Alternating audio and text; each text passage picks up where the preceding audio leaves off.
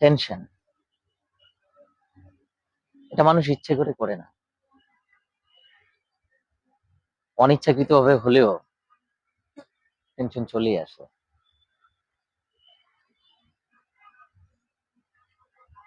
তারপরেও বলবো, অতিরিক্ত চিন্তা করে কোনো লাভ নেই।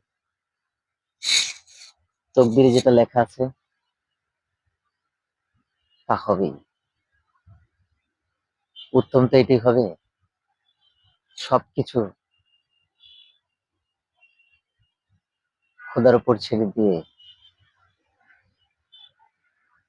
তার নির্ণয় করা ভাগ্যকে মেনে নিয়ে মুচকি হেসে একবার বলুন আলহামদুলিল্লাহ। ইনশাল্লাহ দেখবেন সব ঠিক হয়ে গেছে।